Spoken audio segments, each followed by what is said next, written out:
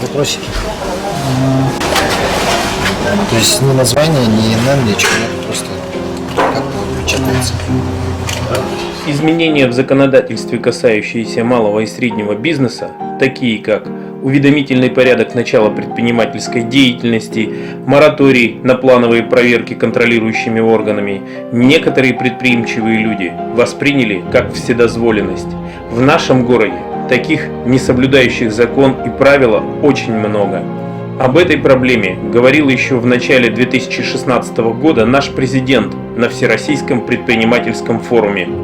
Конституция действительно провозглашает право заниматься предпринимательской деятельностью, а уголовный закон говорит о незаконном предпринимательстве. Преследованию подлежит незаконное предпринимательство. Смысл этого закона, чтобы оградить всех здесь присутствующих в этом зале от недобросовестной конкуренции. Но в целом этот закон направлен на то, чтобы помочь тем законопослушным людям, работающим в сфере бизнеса, которые ничего не нарушают.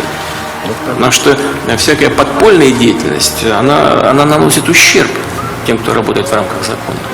Активисты предпринимательского сообщества «Вместе мы сила» совместно с телеканалом Якутск ТВ, информационным агентством Якутия-Инфо и газетой «Якутск Вечерний» решили наглядно показать, как работают те, кто сидят в тени.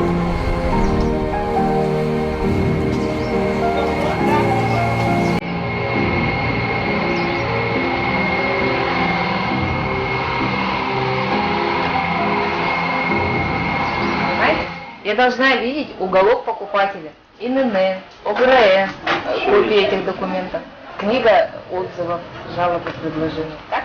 Да, у нас жалоб, отзывов не будет. Это оттуда должно 10 быть. тысяч километров. Кого-то обидеть не приехали, вы заработать приехали. ИНН у вас есть или нет? Есть, сейчас придут к тебе. Ну, можно эту копию? Я вот как потребитель хочу знать. Мы тоже теперь знаем. Легальный бизнес, все, кто хочет жить и работать в правовом поле, задают вопрос, когда будет прекращен этот произвол.